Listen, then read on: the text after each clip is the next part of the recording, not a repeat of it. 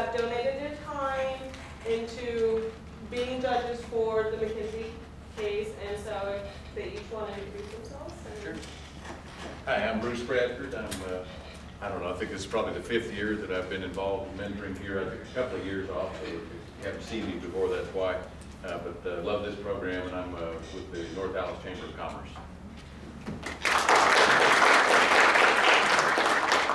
Hi, I'm Mo Moore. I am actually an alum here. I've been involved with the university off and on since I graduated many years ago from a place called North Texas State. And this is my first year being involved with the mentor program. Hello, my name is Andrew Sanderson. I'm an entrepreneur in finance and banking here in Dallas. I, much like class, was late for this, so I apologize. But I've got a couple of mentors here. I had Sonny last year and got Caesar this year, so looking forward to a good competition. Good to meet y'all. Alrighty, if Tola's cluster presenters want to come up here and A quick announcement. You get 2 minutes, and there's a timer, so whatever you say in 2 minutes is what counts. Totally our timer. Dana White over here on the end. One thing I do want you to do is take a real deep breath. This is not graded. This is not, we're kicking you out of PLP if you do a bad job. This is to test you and make you grow, okay? That is it. So growing in your teamwork, growing in your ability to resolve conflict, to communicate with people, that is what we want you to get from this. Not how do you financially prepare to make a merger in India and what marketing person should be your face. That's not the point. So any of you that are like super stressed right now, take a big deep breath. And then before Billy gets here, I want to tell you, as a surprise for him, he's 66 today. So we're going to celebrate, and we have a big old cake. So you can also exhale because you get fed tonight. So, all right, all things good. So you get 2 minutes. So Tola's team will go ahead and get on up here. We're going to try to move as quickly as possible. And then the other thing, once all of group 1, y'all are group 1, are finished, you do not have to stay for the second group. You're welcome to, but after we eat cake, you're welcome to hang out or head out, okay? So you should have a few minutes of extra time tonight to do homework and sleep, because you all look sleep deprived. All right? Okay, cool. All right, Tola's group, let's get on up here.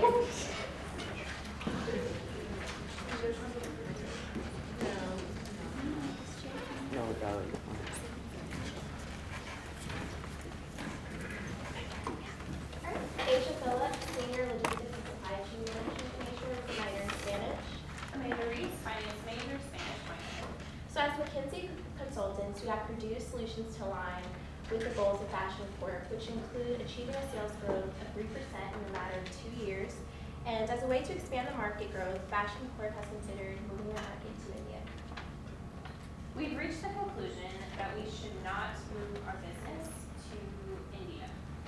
The following reasons: because we would not reach our goal of 3% in 2 years. It would be too much risk for Fashion Corp to take on in their position, and obtaining the resources to get into rural areas of India would be too costly. So our solution to bring to the table is to foster the growth for Fashion Corp by cutting costs and using an activity-based costing system that would manage their waste and improve allocation of resources for efficiency and profitability. Secondly, our solution has been to market to a new demographic of the U.S. population, and that would be to enter the children's market of shampoo. And our reason for this is that there isn't necessarily a dominant brand in the market for shampoo for children, so Fashion Corp would face less competition. Lastly, we recommend a change of marketing strategy and not using celebrities as a form of endorsement. And our reason for this is that celebrities are kind of high risk in the sense that we can't really monitor the things they say out in social media, and they can say things that are disparaging to the public. So in that sense, we really want to protect Fashion Corp's brand and not add additional risk. In conclusion, we want to cut costs by using activity-based costing, appeal to children, and developing marketing strategies such as removing our endorsements in celebrities. So after careful consideration of Fashion Corp's interest to move into India, we believe that they should just keep their market within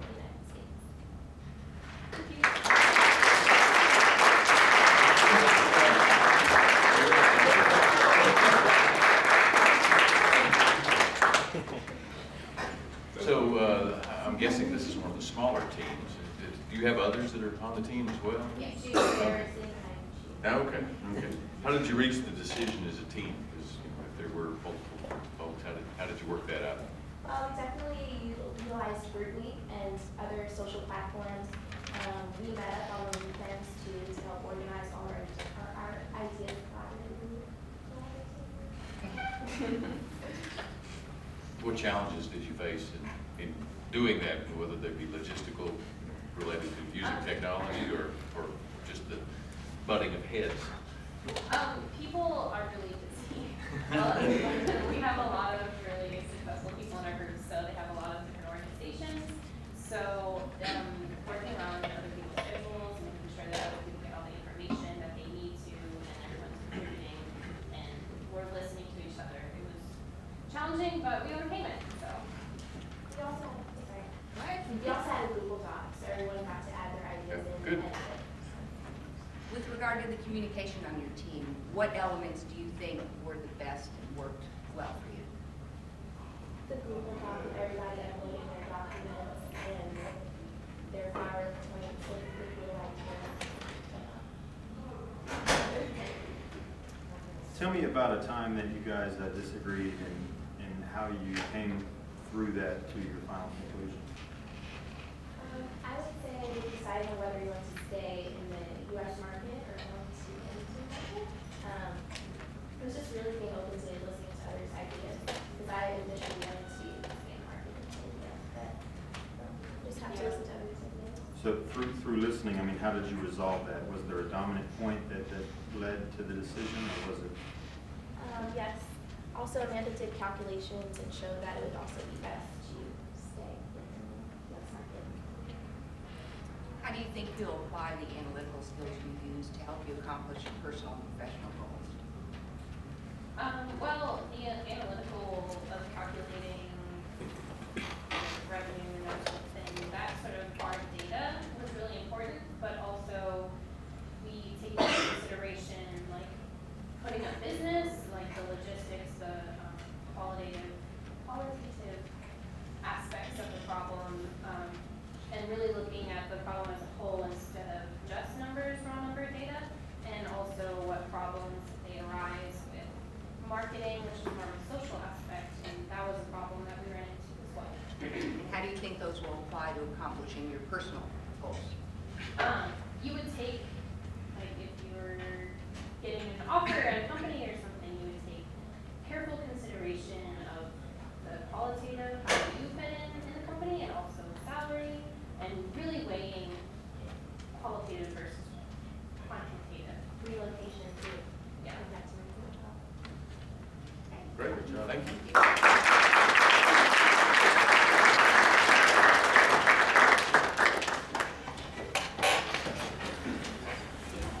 think I'm all. Yep.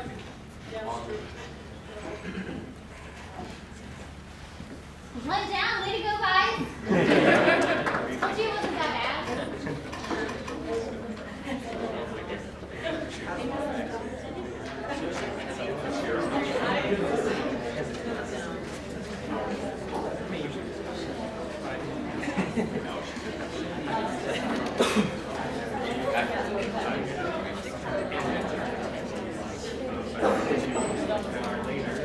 Come on, guys, stop.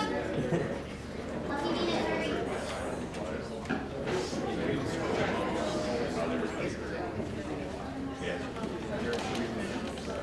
Good, we get to see all of you, that's good.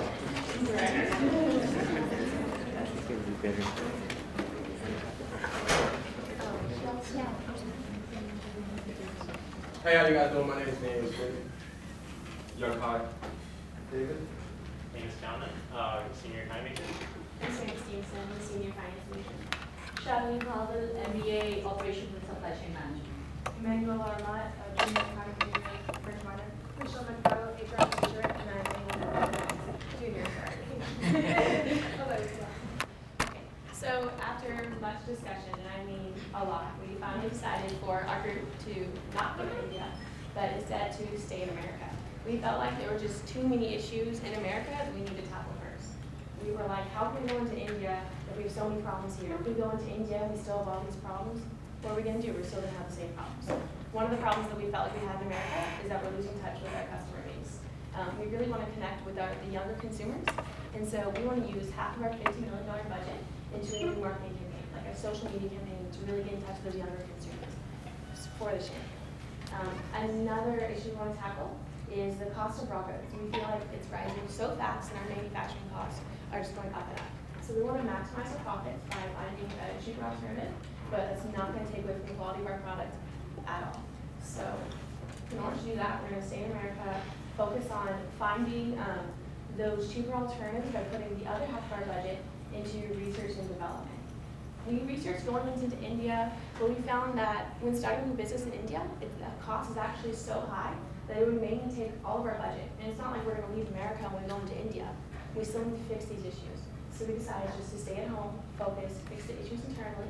And plus, we already have 35% of the American shampoo market, so we're already ahead of the competition. You want some questions? So how did you reach the decision as a team? This is a big team, and lots of different majors. Yes. So we all had our discussion, everybody together, we were spending time here. The most challenging thing that we felt was to meet up together. So we took a vote, and that's how we reached a conclusion. So there was like a majority of the people wanted to stay back here, and so that's what. Okay. So did you meet up together, or was this done virtually? It was done more of in over here the time we had. Okay. Yes, we reached our decisions over here. Okay. What were the elements of communication that you thought worked the best for your team?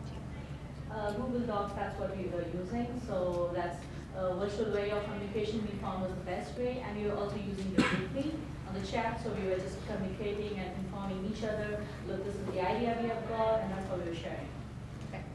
Secondary to that communication, more so than how you communicated, what was communicated? How did you guys use the strategy and the analytics of the team and the different perspectives through Google Docs to come up with your decision? I mean, more so than just how you communicated. Well, as I said previously, that we got to our decision over here. So it was more about how to get the documentation done. That's what we were using more on the GroupMe and the Google Docs too. So can you tell me a time leading from that the team was, before you took the vote, that you guys were in disagreement? Was there any talk back and forth about individual sides and why one side felt yes, strongly? we did have that. There was like the three of us who were in favor of going to India, and the rest of them wanted to stay here. So we debated about all the pros and cons on both sides, and that's when we came. And then when we were still not able to decide, that's when we took the vote, and hands down, America won. That's how we came to Was it unanimous, or was that? Yes, it was Yeah, it was unanimous. unanimous. It was. So when the decision was taken, it was supported by everyone. As such, I would like to add a small bit. Samantha and I, we both were in for India, but today we are the ones who are actually talking over here. So, yes. Does that mean you lost the bet? I don't see that as the beginning of that. I see that going with the team, working together as a team to be more important just than going with the decisions. Who else wanted to go to India? Yeah, I'm not yeah. One quick question, just because you made an interesting point. Cheaper materials, so the product that you guys are talking about, hundreds if not thousands of companies make soap, right? And it's pretty basic with the materials that you can and can't use and still be healthy. Is there an idea that you guys are going to gain a market share just by cutting cost, or is there some insight into why cheaper materials might lead to more profits? It's not just cheaper material. When we say that, what we mean is to make our systems more efficient. So there are business processes which are involved where there is chances of improving it. So we therefore believe that 50 million, the half of it, is going to be used to make the system the business processes more efficient, and that's how we're going to gain the market again. Also, as a leader in industry, it's easier to let you to reshape the structure of profit. And for the shampoo industry, actually, we don't have the power over buyer all the time. But the thing is, if we focusing on the younger generation, we want to gain some the power from the buyer. Actually, we want to do some more fascinating stuff social media, or even for some maybe coupon or some from the mobile outside, mobile app, something like that. Okay. What is it about going through this process and learning how to solve these issues is it that's gonna help you with your personal or your professional goals? I want to answer. Go ahead. So I would say I feel the whole process was important to learn the soft skills, because I think we all are learning the qualitative part of it, the quantitative part of it. What's important is how do we communicate with the teams, because when we are going to go ahead and work, it's going to be the same thing. We're going to get different personalities. So it's about functioning, how do you work together as a team. That's what we learn in this whole process. Anybody else? Very good. Thank Great you. job.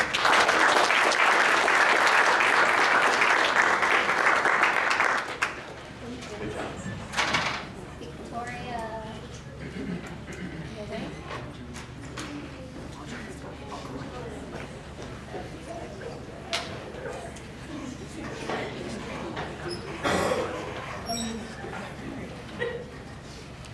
Where's the rest of your team? Get them down here. They don't get to be up there. The first team, Yeah, they can stay behind. first team got away with it. But not going to happen anymore. Sorry, guys. It's a team.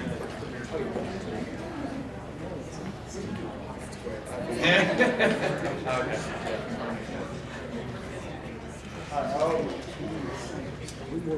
My name is Joseph Benso. I'm a senior in finance. I'm Michaela Malika. I'm a senior PCI teacher. I'm Kendall Desai, junior and entrepreneurship major. I'm Sam Hudson. I'm a double major in decision science and behavior analysis junior. Austin French, decision sciences junior. After a detailed analysis, we came to a conclusion that Fashion Corp should manufacture and sell its products into the Indian market. With that decision, it mainly goes off of the 0% growth in 2015, so we kind of plateaued in our market already. Along with our market research, we've shown to receive $210 million in revenue, and after the cost and marketing costs in India, it would yield a $46.8 million profit. By selecting Priyanka Chopra as our recommended marketing candidate in India, we believe that Fashion Corp can effectively appeal the Indian market as well as the Indian Americans in the United States, which is a unsaturated market segment.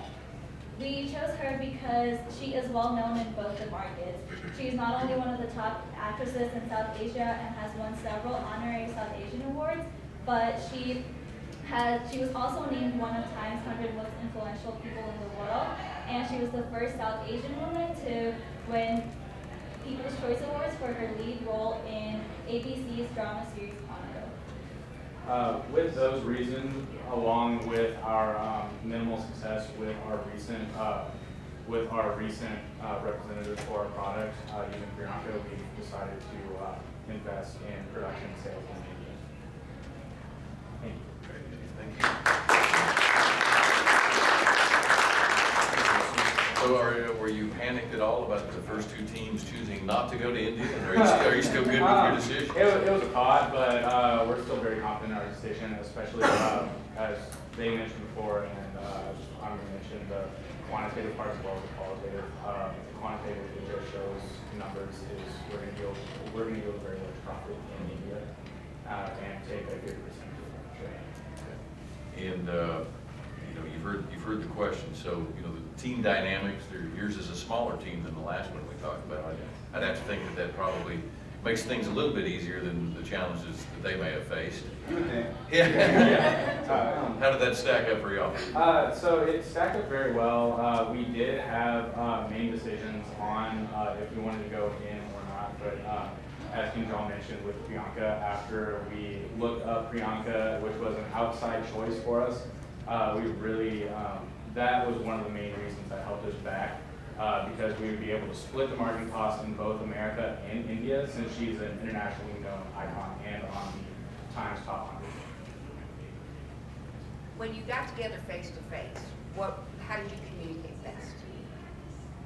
I feel like we communicated less face to face in the majority. We did really spend a lot of time outside of our team meetings, so we worked very efficiently and effectively. If anyone had any problems, I think it was kind of like straightforward. They would voice their opinions. If there were any differences, we would kind of go through a problem analysis and see the pros and cons, and then try to work. If it's something that they were really they have a strong opinion about something, we try to incorporate it into our plan. So One thing I'd like to add that was really easy is our team is really, the numbers always won. So anytime it came to like a difference in decision, we kind of took it really just to math, and that's why a lot of that stuff is just very analytical. Because it was really easy because the numbers always won whenever we kind of had any dissent. Yeah, the two of us kind of like math, so. Yeah.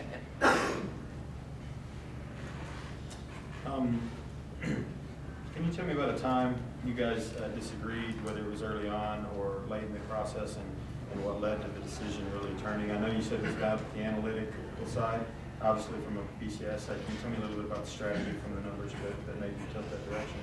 Well, I mean, it was always whether to go to US or India. Not only was it quantitative about the numbers, we also had to decide our marketing strategies since we weren't growing in the United States, whether to move to India. It was just a lot of factors that came into play.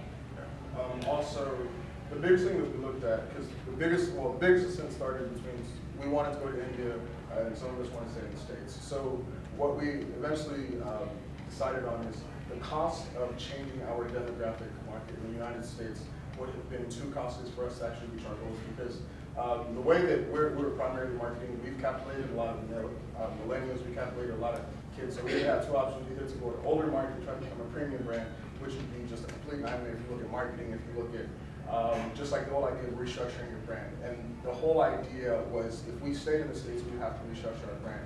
And that we didn't believe would be effectively with our budget. We thought that if we went to India, we could still kind of keep the same new brand structure, and seeing as how we're entering a completely different market, we'd see an exponential return from that. kind of going off of what he said, especially because in India there's a high demand for Western products, so that's why we thought that it would, we should go into the Indian market, and that's how kind of we came to the conclusion of selecting Priyanka Chopra, because that way, having her as a celebrity endorsement, it would not only affect the South Asian people, but also the Indian Americans in the United States and many other people that Fans of Monica. Which, with our previous endorsers, we were not hitting that market, so it was kind of very different. What did you learn going through this process that was new to you that you're going to be able to use going forward when you're looking at how to accomplish things either professionally or personally? I would say it sounds counterintuitive. Sometimes there's certain things that aren't qualitative. So like one of the biggest decisions was going with our celebrity endorsement. And like I said, Was that your idea? No, that was actually her idea. She was brilliant. She was brilliant. That was all her idea. And one of the things that I realized is there's certain things that maybe either you go with your gut or you kind of just trust because there isn't a quantitative number that you can associate with it. But it's just like really trusting your team and really trusting the process. Very good job. Thank you.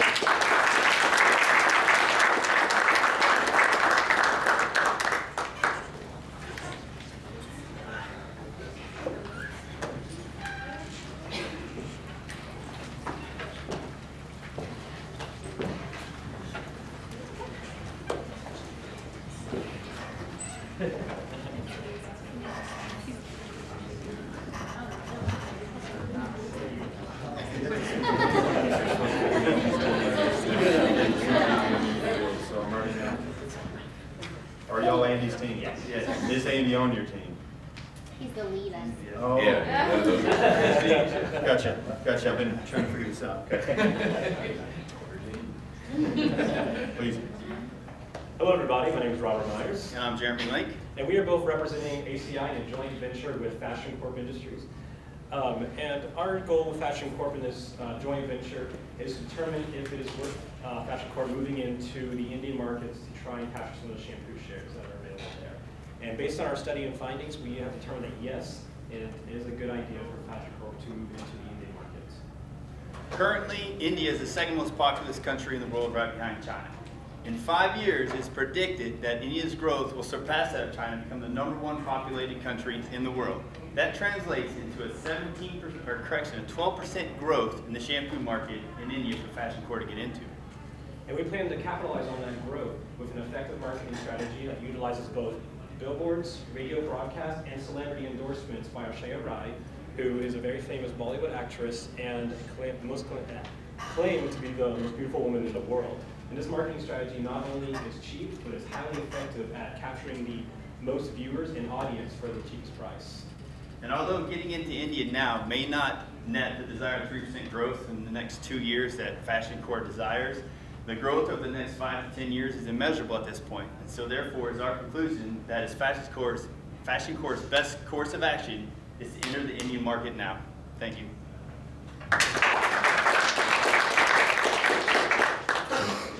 So let's segue from, just for a second on, kind of how you made the decision as a team. How did you make the decision to who are going to be the spokespeople? I mean, you've got a big team, and I'm sure that we've got a lot of A personalities here. And so how do you make that decision? We volunteered. Okay. We'll do it. We're standing in line, everyone step back. Yeah. Understand.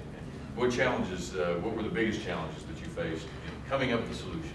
I'd say the biggest challenge is that we're a very diverse group. We all have different majors, different backgrounds, and different opinions about how things should be done and how solutions should be met. So with this solution, I'm an engineering background, so my solution is direct, logical, solve the problem, fit. But the business majors, and like me saying, there are more solutions that could be presented, and there's alternative options that could be pursued. And so you always have to look at other options besides the most logical ones. With such a large and diverse group, were you able to communicate face-to-face most of the time, or did you rely on electronic stuff? Face-to-face, we maximized our clutch time in the PLP, and we just talked and we put ideas out there, everybody get their information, we cross-talk, and at the end we all kind of decide on which course of action we want to take. So we maximized our clutch time, face-to-face time, and then we used GroupMe for ancillary stuff. And what did you find worked best when you were together with the group to make sure that everybody's opinion was heard? We would go through the topic of each session that we go through, and we wouldn't really move on to the next selection until we reached the conclusion that we were all satisfied with. One of the issues that we had for a long time was talking about either price of the product or the celebrity endorsement, who to go with. We all had different opinions on where we would go forward, and so we eventually had to say, okay, we're narrowed down to this, so these selections. What are we going to go for? How are we going to proceed? We did a vote, and we went with the option.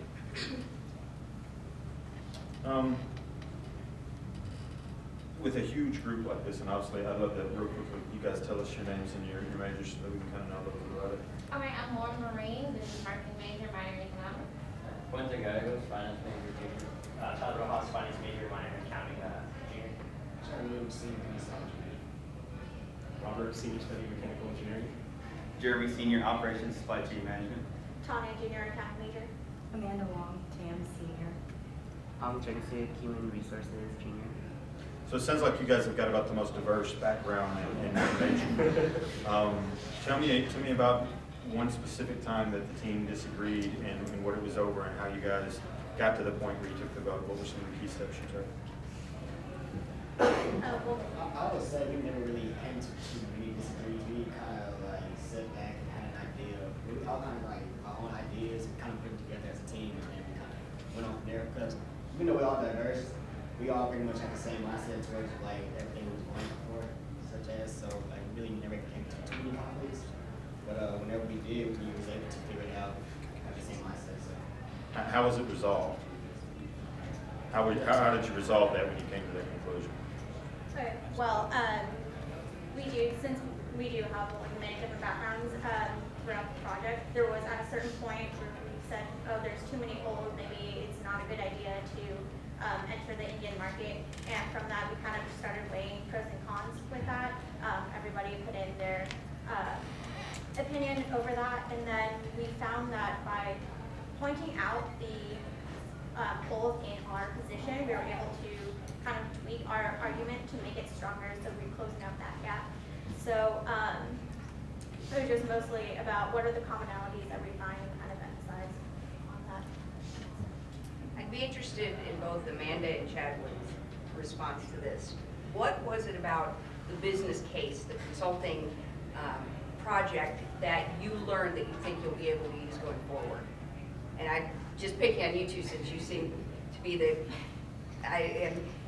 you wouldn't think of kinesiology doing all this, and I have a sister who has kinesiology. See, in my background occupation, where I was for the celebrity endorsements. My major is doing more than marketing, you know, kinesiology, training, whatever. You know, I was off for the marketing, you know, billboards and stuff like that, how to promote and stuff like that, ideas out like that. So that's pretty much my strong suit, marketing situation. That's pretty much how I went through it. And what did you learn going through the process that you think will help you going forward?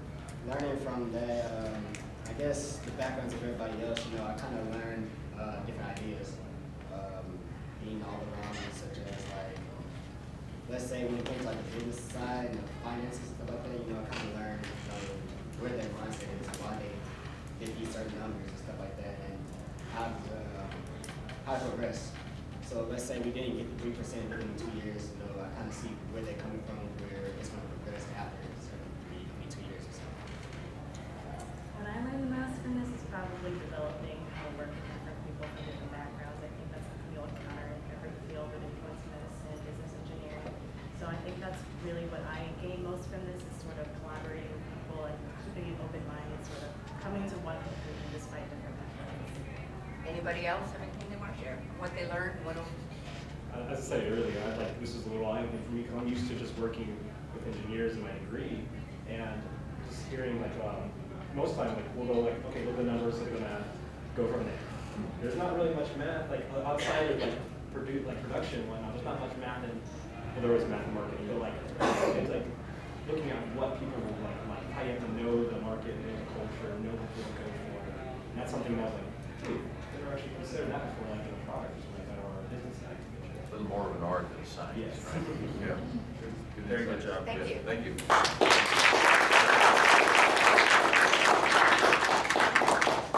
Callie? Yeah.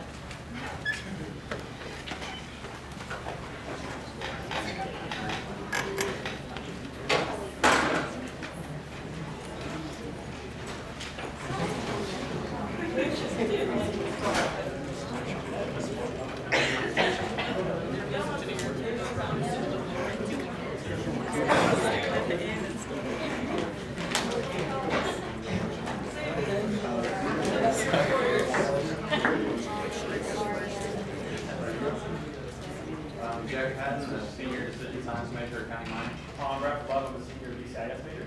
I'm Sean Gatosin, marketing major, and minor advertising and senior.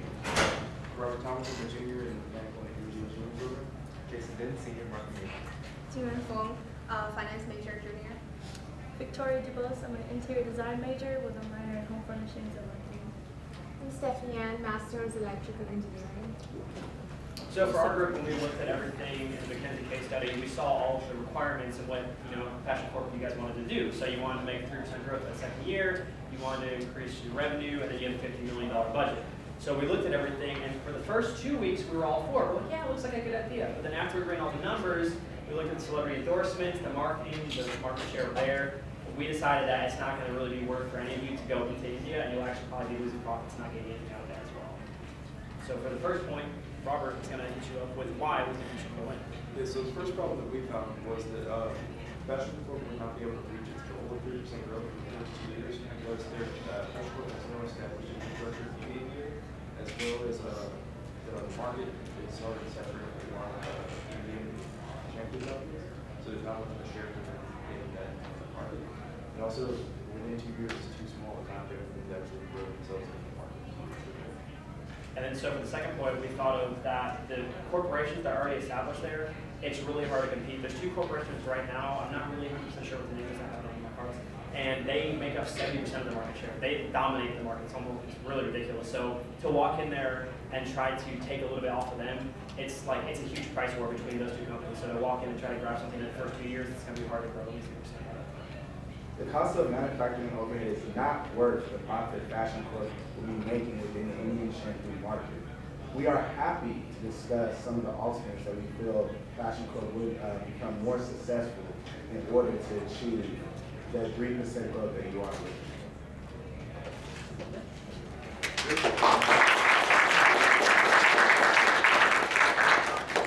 So another very diverse team, lots of interesting backgrounds. What was the decision process? And I'm guessing probably much like everyone else, you guys assembled as a team. You talked about 2 weeks, one decision, and then changing Yes, sir. going off in a different direction.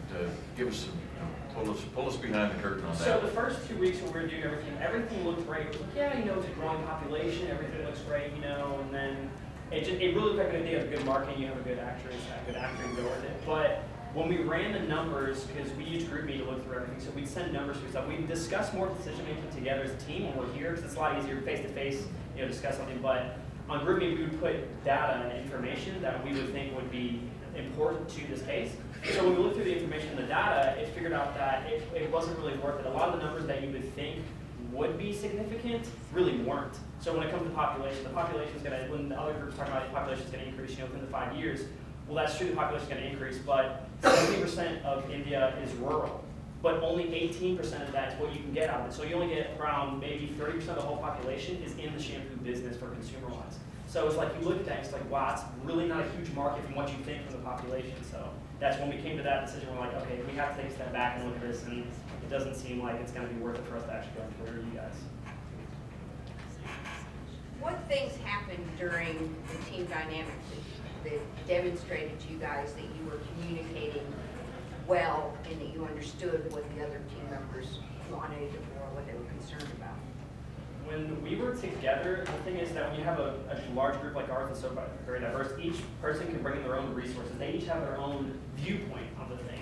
So Steffi actually was really good when we had the marketing, who we're going to use as our marketer, the actress or actor. She knew right away all 4 people. She's like, oh, this one's really good. This one's the Brad Pitt over there. She really thinks. So right away, it was her background was able to right away give us a good infrastructure on what we can stand on and who's a good, who's not. And then financial and then marketing. So everybody knew what they're doing. And so when we were together, we would always make sure that instead of just being like 2 or 3 people talking, oh, we think this would be a good idea, you would go around and, hey, what do you think and why do you think that? Instead of just, oh, do you agree with him? Oh, yeah, sure, yeah. So we want to make sure that we got everybody's ideas across and their logical arguments of why do you think that way and do you think it can work in another way as well. And how does interior design play into this? Well, I mean, I have to do problem solving as far as interior design goes, but it's different for this just because ours is more spatial, I guess. But I still have to factor out problem solving. And there might be some marketing opportunities in terms of point of sale and things like that you could bring great insights to. So. I mean, it depends because there's different levels of what I can actually do with my degree. So I mean, I can do a more marketing approach to it, but I don't. Tell me about a time you guys disagreed. Obviously, you had some background and you guys were leaning a little bit on a potential celebrity and going that route. Can you tell me about how you came to your decision and what led to resolving it? For us, the 2 things that you're fine. Let's grab somebody else. Anybody.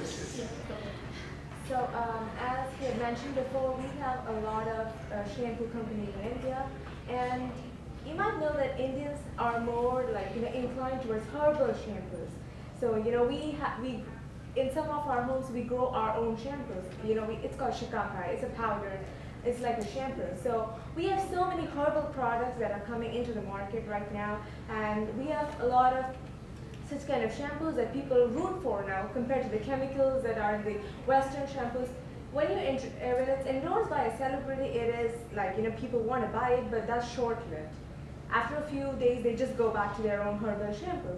So that was also one of the reasons why we decided that, okay, we do not know if we can get a 3% increase within the 2 years. If that's the case, if Indians do not like it, and then they're not going to buy it at all, and it's going to go into a big loss than a gain. So that was that's how, and also the population. It's not like the whole India does not use shampoo, like how in the US everybody uses shampoo.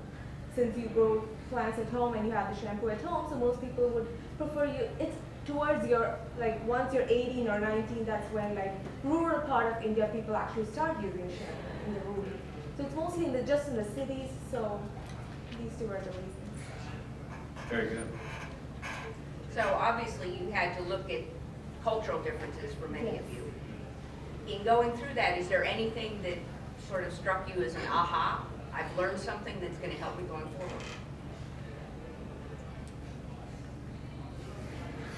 No, okay. Yeah, I can touch on that. Okay. When we first started, I'm finance background and decision science, so I was looking at trying to make it work from a growth percentage. What they said, they wanted 3% growth in the first 2 years. You were looking at $210 million in revenue. As a $20 billion company and 40% designated to shampoo, it was already about an $8 billion industry for Fashion Corp. So at $210 million in revenue, that's roughly 2.6% growth rate there. So to reach it by the second year, they were going to have to jump their Indian sales by roughly 17.8%, off the top of my head, to around 240 million. So I'm looking at that thinking that's already kind of a stretch there. So I think her background definitely helped just kind of solidifying that with me, mentioning these, we were looking at just dead population. Like population is going to grow, it has potential there, and that's why we flipped in the middle of it. As she mentioned that a lot of the population is rural and they're actually not using shampoo. So I definitely think background played an important role in that. Thank you. Great job.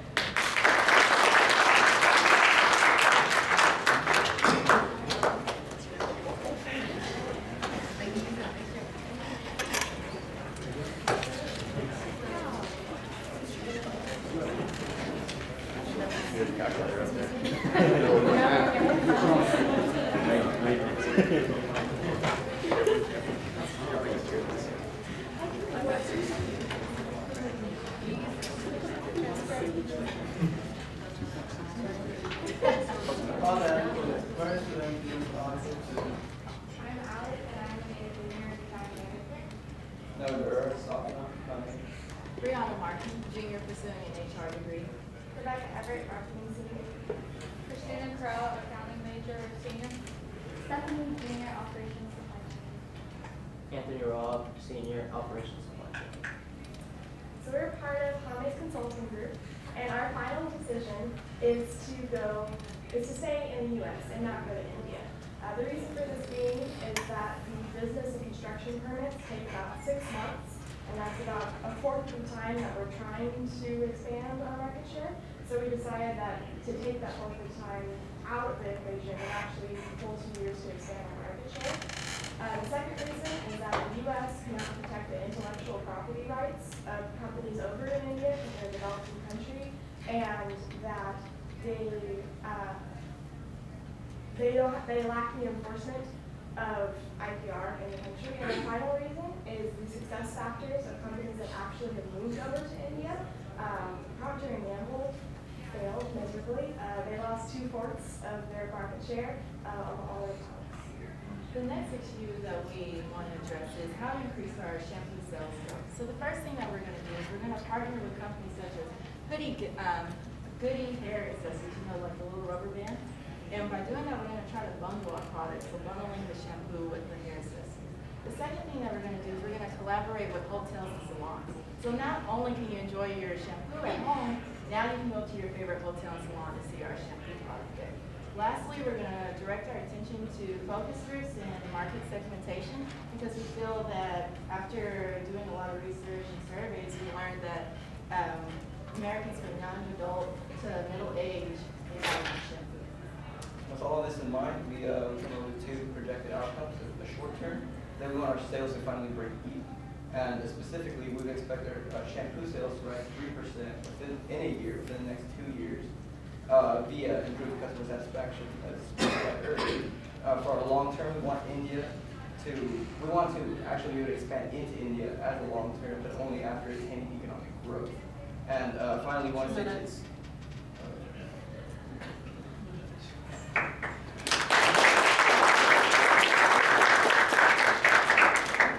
What were the challenges that your team faced on coming up with the decision process? You've got another diverse group of inputs in terms of majors and life experiences.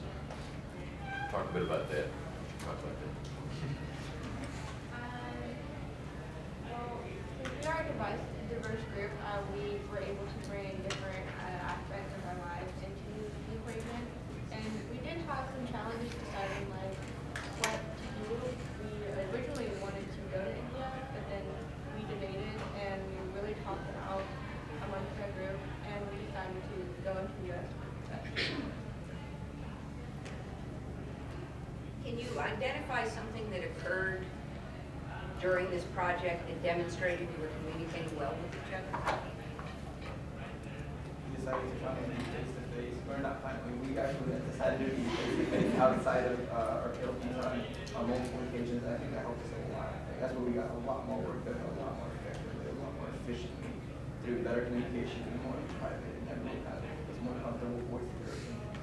I think that when we were here in like the room with all the other people, we tended to be less kind of distracted, right? So being in like one room and being able to just talk out and see each other face to face, and sit across from each other with like a desk in front of us at the end of our hour, and just Remember that when you set in endless meetings, okay? Just know there's a purpose somewhere. Tell me about a time you guys disagreed. You said originally you wanted to go to India. Tell me about what led to the decision to stay, and what really led to resolving that, whether it was something you knew or was it gut feeling, the numbers. based on what we did, how we resolved that is we did a vote. So about it was like a split decision. At first, my gut instinct told me, because I was taking entrepreneurship class, and it told me that if your company is failing from other company, you shouldn't go off and make a baby company. If you make a baby company such as in India and you need more funds, if the mother company's failing, you can't bail out the baby company. So that's what we did, and basically taking everybody from Giles to Alex, to Rebecca, to just everyone down here. I can go on and on, but just getting everybody's influence on input on it, because really it was more like a chamber. You know how when we come together, the Senate comes together, we all have our different viewpoints. So just making sure that. Yeah, but you guys got something done.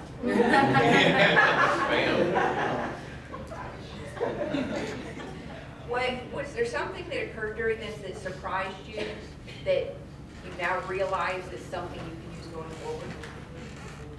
Look into the detail, look more into it. I mean, at first I was more planning on India. I was saying US, but I was like, maybe there's a chance that we could get all the factors coming up. And then we did decided to start looking, selling people for property. Okay, how long is this taking? It's taken a long time. We looked at other companies that tried to do fair, royalty consumer income. Somebody previously talked about the population that can actually afford this kind of, luxury for us. Supporting your gut with facts. Yeah. Yes, your gut is like what you should listen to ultimately, but you should back it up with that. There you go. Thank you.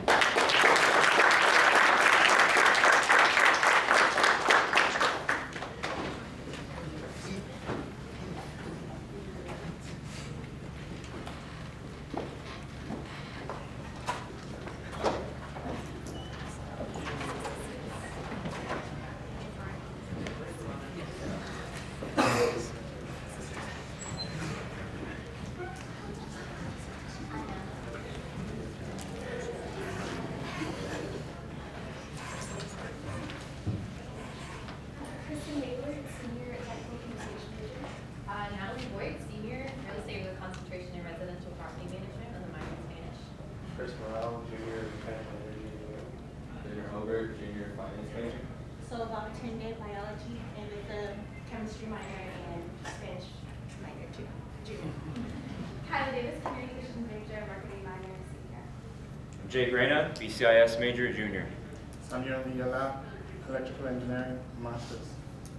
And we are alignment consulting. So after much discussion and debate, we have decided that it's in the company's best interest to stay in the American market and hold off on moving to India. And we decided that we want to focus on improving our marketing strategy and growing sales here. And so our reasoning behind this is basically so that we can focus on streamlining like manufacturing costs, so making sure that our product is quality and that's efficient, and that we really know how we're selling it in order to meet sales goals before heading to India. And to meet those sales goals, we'll be targeting celebrities who are hot in social media, entertainment, and sports, who have great hair, obviously, to advertise our product, like the likes of Blake Lively, Matthew McConaughey, and David Beckham. We'll be changing up our approach to advertising by taking advantage of social media, YouTube ads, Twitter ads, Instagram ads, and of course commercials on major TV networks. We will be comparing manufacturing prices with that of other competitors, so we can have the best cost but affordable to people and raw materials. We will also be making the product more appealing to the buyers by changing up the look of the product, maybe the size, the shape of the bottle, the fragrances and the smells of the bottle, of the shampoo. And after we make those changes, we will get out samples to the American buyers, and we'll alter the product based on the feedback we get from the buyers. And through these improvements, we project that we can reach the 3% sales growth in the next 2 years for a total of 6% over that time. And after we reach that growth, we believe that we should reevaluate then going into India and seeing if at that time our company has improved its efficiency, improved its product, and then is doing well enough here in the market that we are already in to be able to go into India and have success there. Great.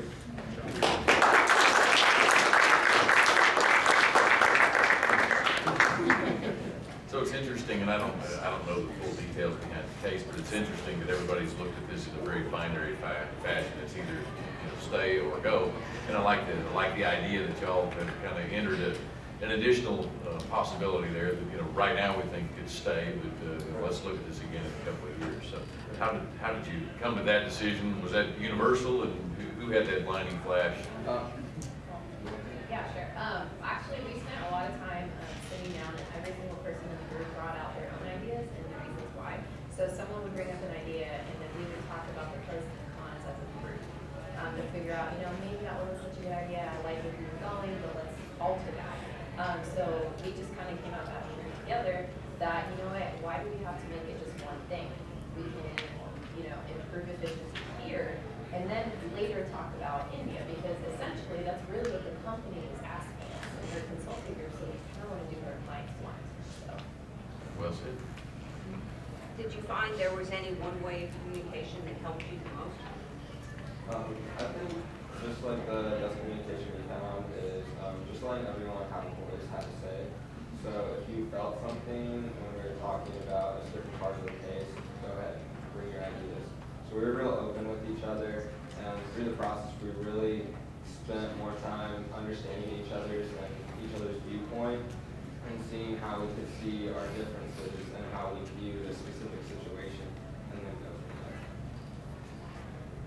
So one of your solutions was some design changes and some branding changes here, which put the brand that's currently making money at a little bit of risk as you attract a new market.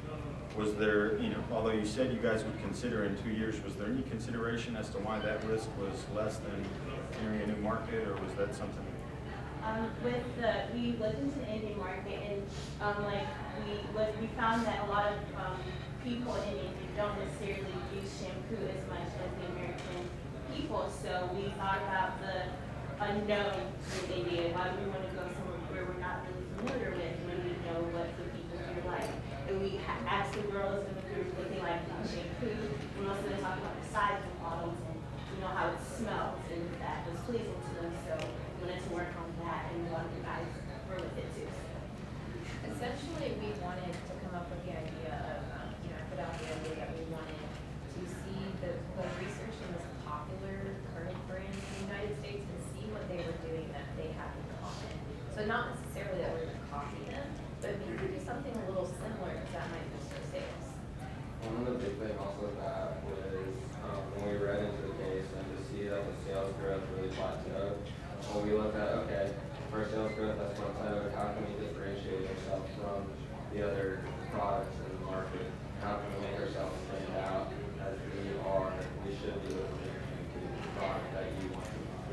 And I think one of the reasons behind going to India was to help sales growth, but our reasoning was we can improve sales here in America, and India doesn't have to be the only solution in order to get there, but it could be a good solution down the line once we get experience here.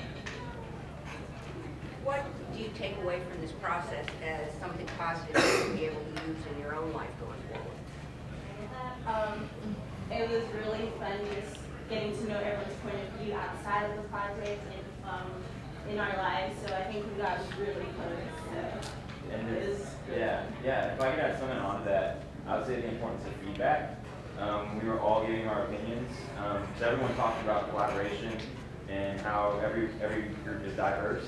And I think you'll always be in a diverse group, no matter what industry or business you work for. So the ability to accept negative feedback and give back negative feedback, and then accepting that in a positive way, and then using that to go forward and create better work.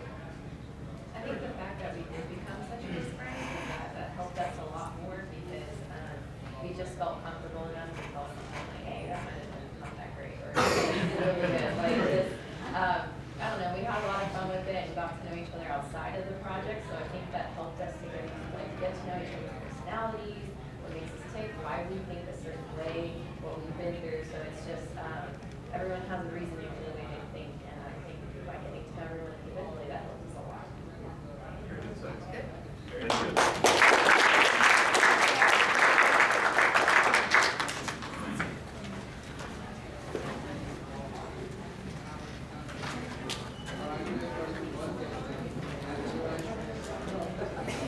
All right, so we'll get the other group in.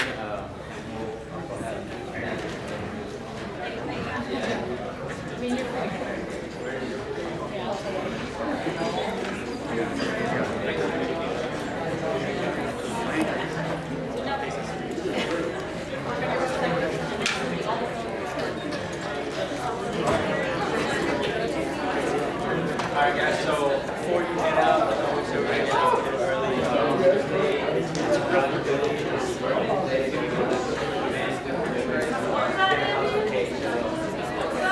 So we're gonna be giving out some cake. Before you head out, please join us in celebrating his birthday.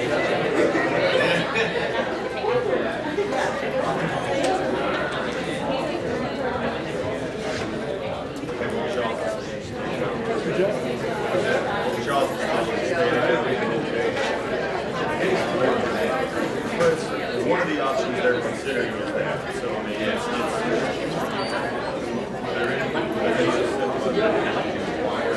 right, they gave you some interest, so it's interesting to see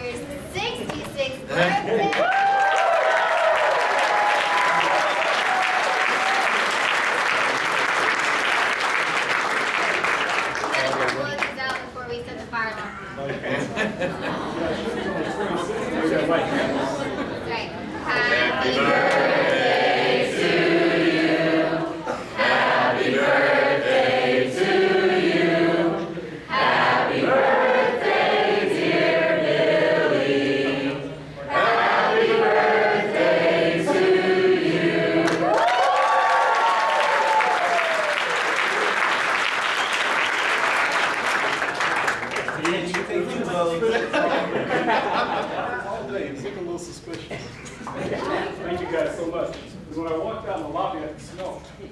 It was this giveaway. I turned around like, man, this really smells like cake out here. Thank you guys so much. It's that new Indian shampoo. For sharing this with Cake me. smelling. And I appreciate it, and thanks for the book. So thank you guys. At some point in time, I guess maybe we'll eat some cake. You need to blow them out. Deep breath. Hello?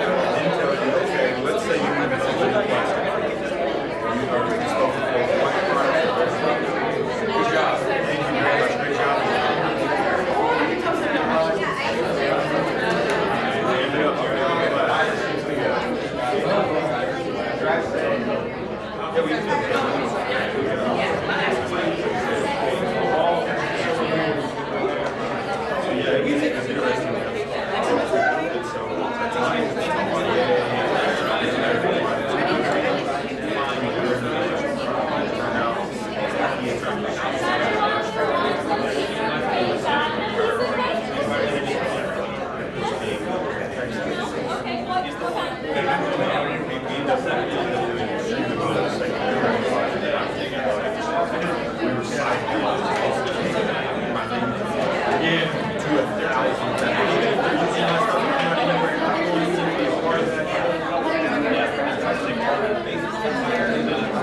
their product, it has one seed or whatever, you're selling it.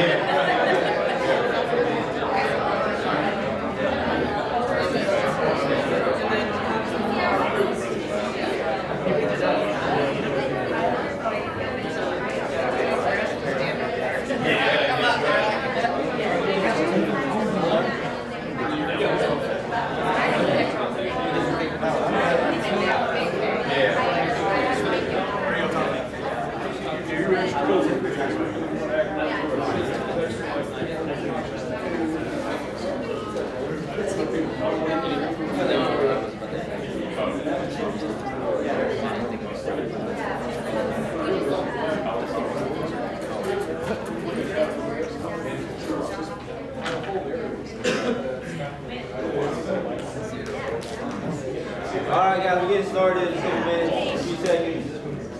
Everything nice?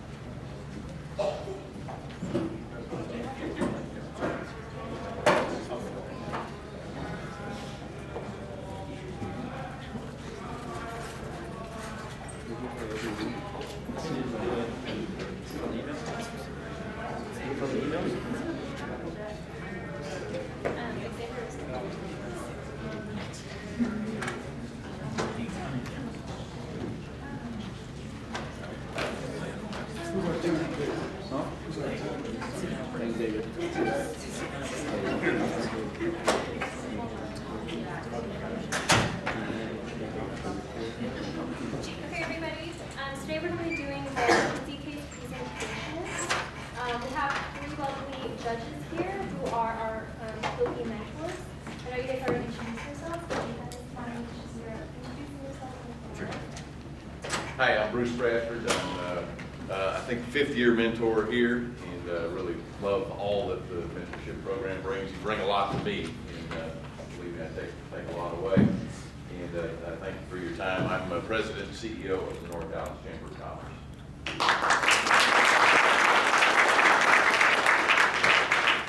Hi, I'm Mo Moore. I am a graduate, although of NTSU, not of UNT. And this is my first year being a mentor. After UNT, I went to law school and I spent 30-some years practicing labor and employment law.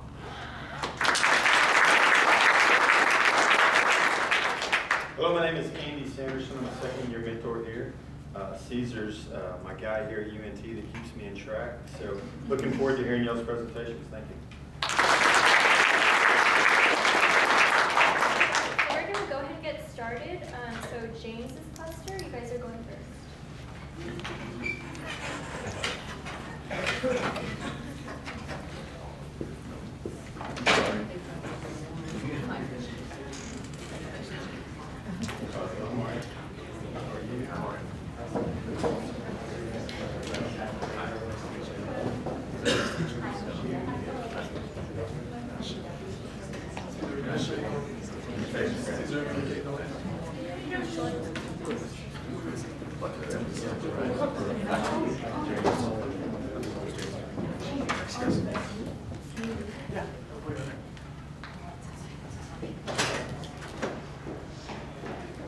I'm keeping time of talk, so as soon as you guys start talking, we'll get started.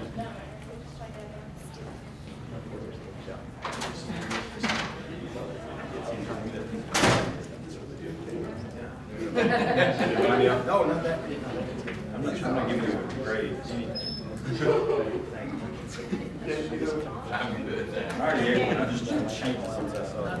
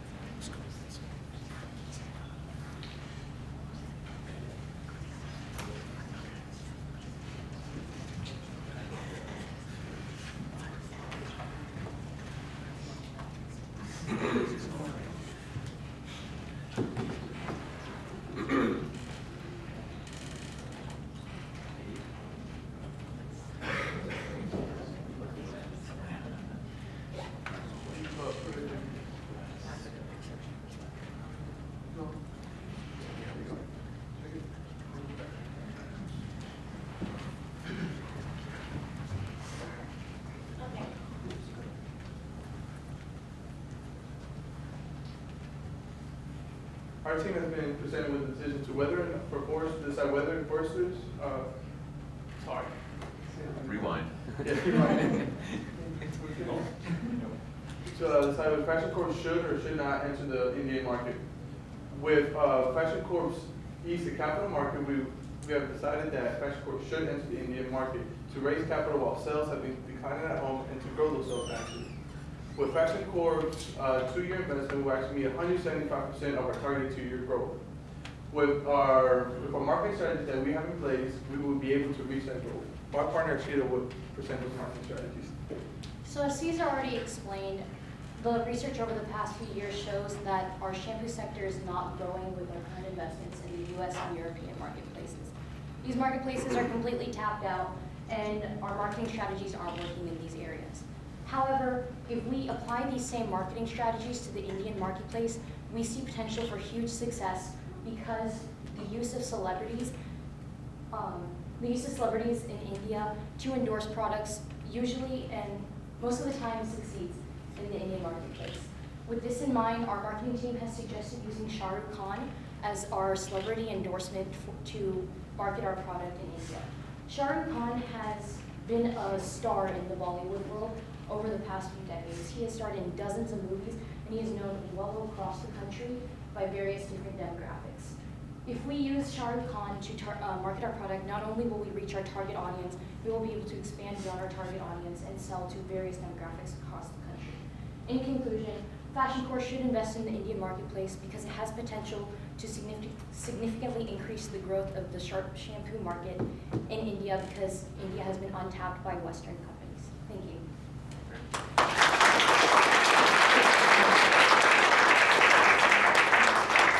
We need each of you to introduce yourself and what your major is, so we know what the spectrum of the team is. Great, I'm Elizabeth Bradford, I'm a finance student, I'm graduating next May. Jose Trujillo, kinesiology, allied health major. Brittany Shamine, HR major, junior. Cesar Ramirez, finance and data analysis with minor in econ. Ashita Kumar, I'm actually a TAM student, but my plan major is chemistry. Mario Riola, I'm majoring in psychology and I'm a junior. Alfredo Aranda, I'm a sophomore and I'm majoring in accounting. I'm Major Gobea, finance senior. I'm Aditi Singh. I'm also a TAM student, and my planned majors are biology and psychology. Great. Okay. So, diverse team, lots of interesting majors. You know, how did you collaborate as a team and come to the decision to go to India and kind of describe that process and all the ins and outs and the ups and downs? So one of the first things that we kind of looked at to decide whether or not we should enter India is look at our competition. We have two of our teammates that are well versed in the Indian market and have experience in India. So they brought a very well insiders look into that market. We concluded that the competition really isn't there, and we saw that Fashion Corp can take a really good, chunk of that market space. So that's one of the ways. And then afterwards, we decided to separate the duties and obligations of the research to make sure that each outlook and possibility will be looked at. What were some of the things that you found worked best in order to facilitate your communication with one another? Okay, I would say something that helped us work together. Well, for me and the group, I paid attention to how everybody's thought process worked and their ideas. So we were very open to everyone's ideas, and we, based on that, based on everybody's different perceptions, we knew how to, communicate with each other and how to make the communication process easier. And always, we had a lot of great ideas, but there was always a point where we had to make it one great idea. So there's a lot of mediation where we were able to take all of these different backgrounds, all of this intellect and experience, and make it into one great idea, which has communication, and also just communication and listening to one another. So who was the mediator? And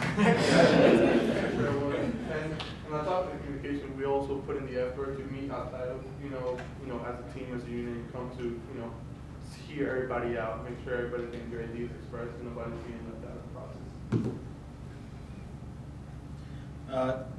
Tell me about one unique time that you guys disagreed and what specifically led to a different decision as far as your solution. One of the major times we may have disagreed with some celebrity. I know that sounds so weird, but it's just picking a celebrity personnel. We had Sheila and Aditi. They have so much experience already in the Indian market, so they're like, okay, this is who we are. But then we have us. We're like, okay, but we think this. So we just had to look at what was the best way, and also just once again just listening to everyone and just getting different ideas and what's going on. Really, she played a really good role whenever she just told us to step back, look at our audience, and which celebrity plays the biggest strength, and that's how we came to Mr. Carr.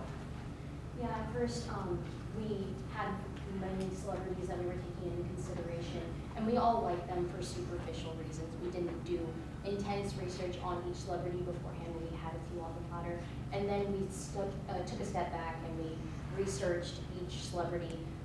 Since I'm from an Indian background, I knew Shah Rukh Khan, and he's personally one of my favorite actors, but I had to take a step back out of away from my bias and do research on him and find out why he would logically make sense as our celebrity endorsement.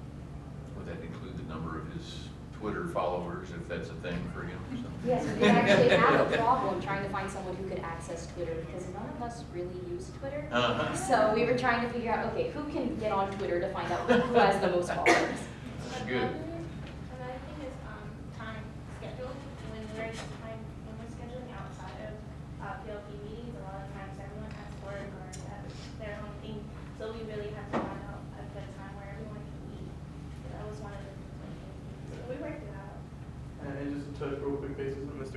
thing that we have to look at whenever we had a ladder full of different celebrities. We looked at who are they being sponsored by. So actually a couple of them, except for Mr. Khan, were being sponsored by different hair products or shampoo products. So we make sure we didn't, touch or double dip or any form. We make sure that Mr. Khan was an exclusive partner for Fashion Corp.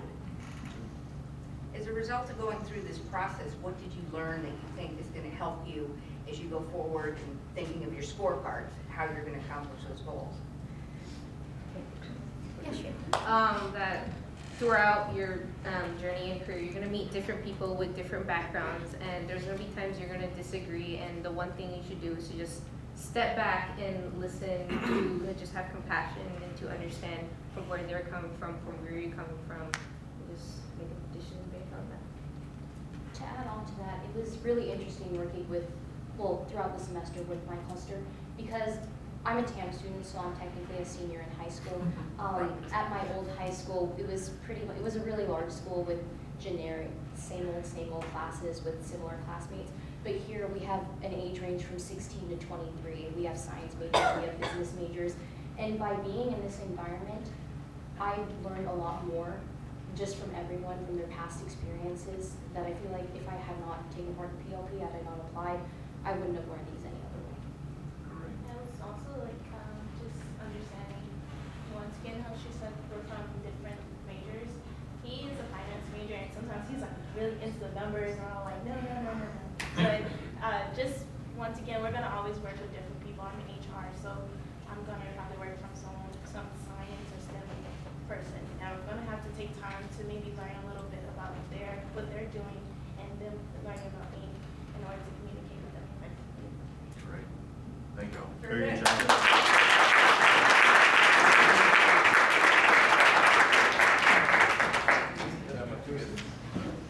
Okay, so the next group present is my group.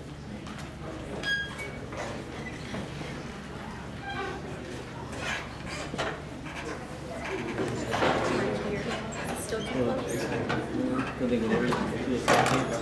Like started and you were like,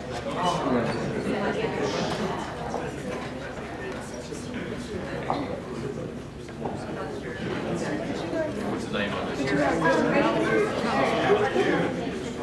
Christine?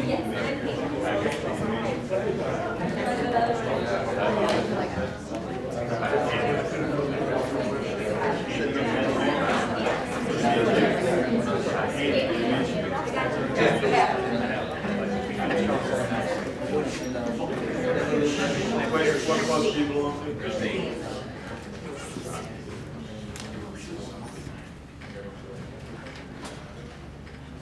We didn't have any presentations in the first group, and now we're 2 for 2, so in terms of PowerPoint stuff. I'll raise my hand at a minute, and then I'll raise my hand in 30 seconds.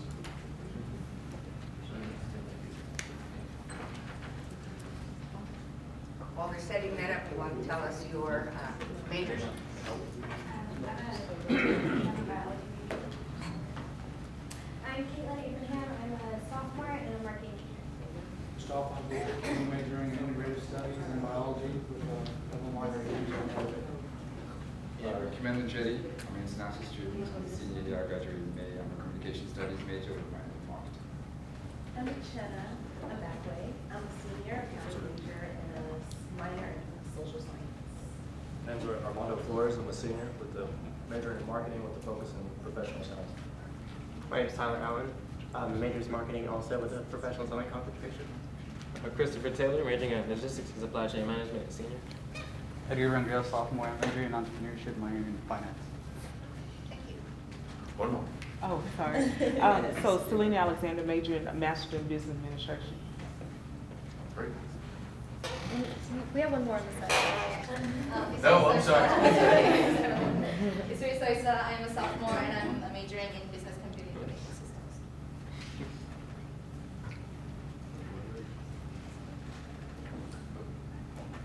So we decided it would be best to keep the product here in the United States where we can make a larger profit rather than taking it overseas to India. We would like to focus more on reinnovating the product and expanding the market. As far as finance goes, taking into account monsoon season, it would actually cost us more to transport the product overseas rather than keeping it here.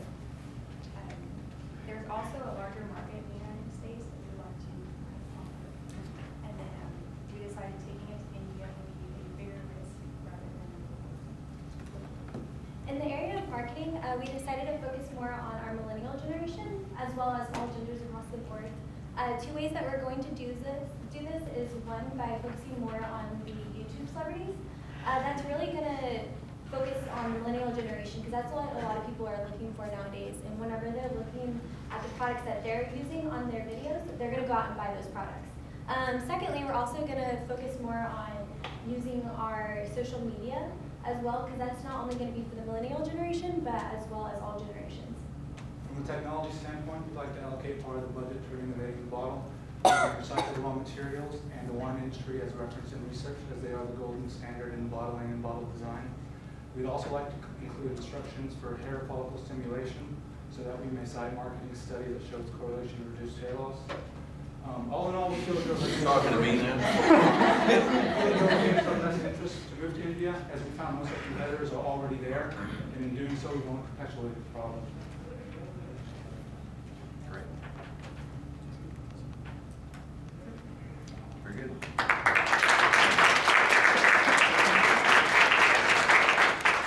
Good use of Prezi, by the way. Yes, it was, yeah, that's good.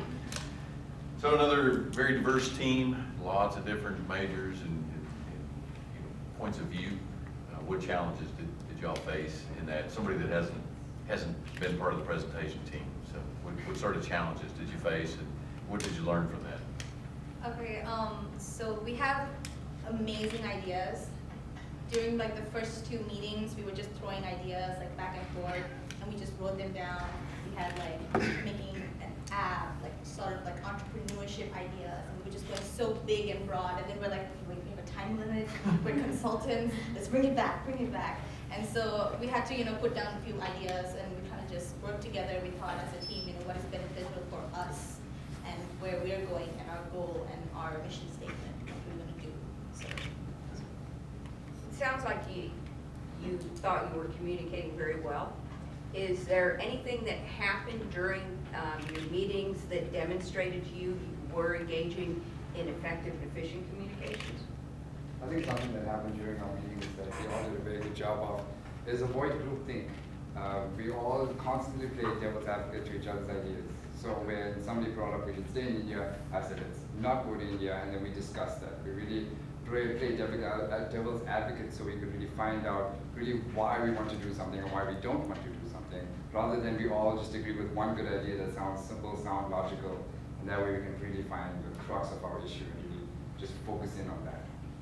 And when we came up with all these different ideas, it was really interesting because you get like the one person's point of view, like, okay, this is why he's saying it, and then sometimes you're like, oh, I agree with him, so you change your idea instead of going with stay, and then another person is like, okay, that's really good, and so we kind of just went back and forth, but then collectively communicated and really came up with this like final decision.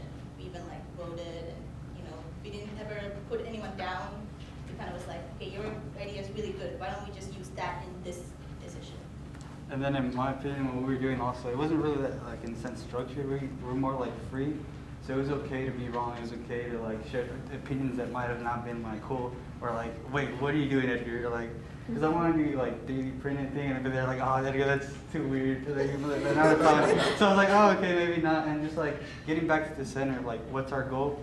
Because sometimes me and another members as well would go off and like this, we'd be in the skies flying, and then one of us would have to bring us back down and get us back to the purpose and what we're trying to do. Tell me about a time you guys disagreed specifically to your decision and what led to resolving that. One of the times we disagreed was probably the main one, was whether to go to India or not. And the way we debated that and talked about it is like questioning each other's opinions. So why is it that you want to stay in the United States, and why is it you want to leave? And it just keep on questioning one another until we got to the root of why we were saying something.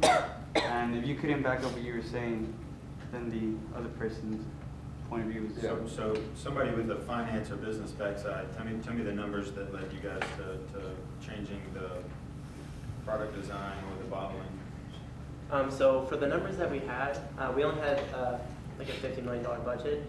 And so for kind of the estimates that we got, it just didn't really make a whole lot of sense. We felt that, if we had declining sales in the US, we should have taken care of that problem first, rather than taking a business risk and to expand to a whole other country. So being able to save some of that money and focus more on how can we make more, just cutting down some of the materials costs and, you know, like recycled plastic. That's just another way to kind of open up our margins a little bit because the margins weren't so good. So. Which had already been seen like declining in sales, and our profit margins were almost at zero, or they were at zero.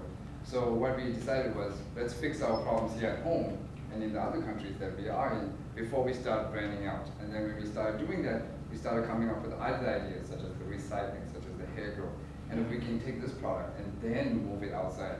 So when she talked about earlier with our social media movement, we're gonna try and appeal to more YouTubers, so more social media.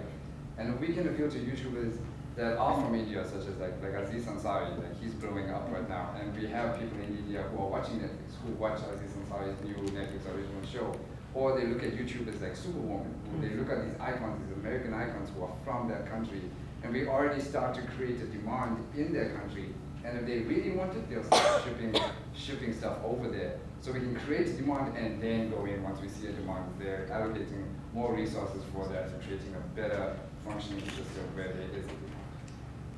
As a result of going through the analysis and learning from the different points of view, what have you learned that you think is going to help you going forward? I think it's really important to listen. I feel like at first all of us kind of were just talking, including myself because I'm a talker. And so we're all throwing out like all these different ideas, but then as you heard from all of us, like we had to really start narrowing it down, and that was the hardest part. So, you know, some of us would just stay quiet for a little bit and listen to someone's idea, and maybe someone's idea that was maybe a little bit quieter, then that would really help us in the long run because we weren't trying to just like cut them off and then not listen to what they were having to say.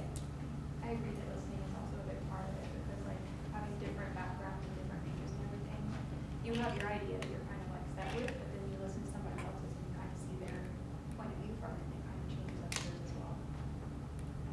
I also think that, okay, so for the go to India versus stay in US, even though your viewpoint is stay in US, like agree with the person saying go to India. Think of all the ideas of why it should be good to go to India.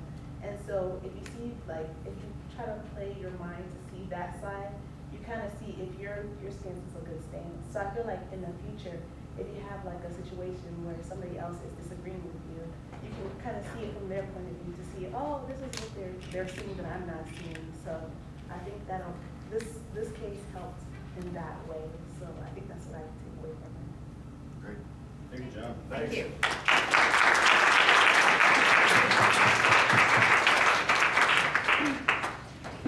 The next group to go is Xavier's cluster.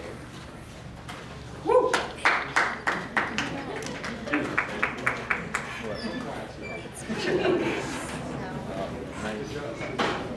Check that. Oh, just like it's going on.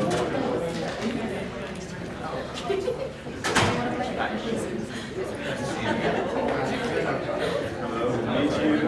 job.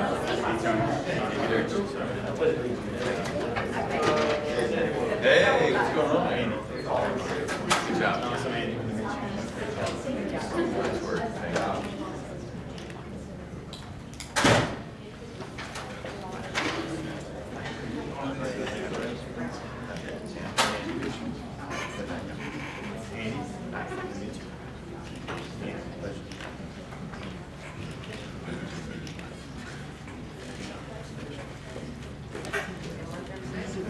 Oh, no, y'all on this team?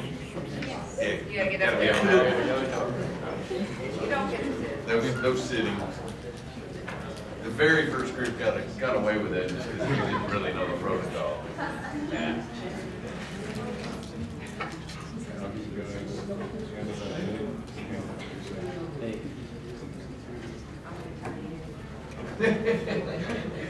We're good. We're going to trust you. Yeah, for the joy. Thanks. Thank you.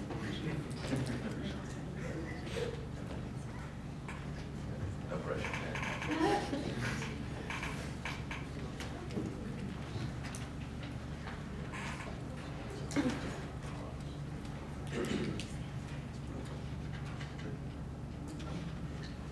So we understand that y'all addressed issues with business, and within the next 2 years, you you would like to see 3% growth in the market.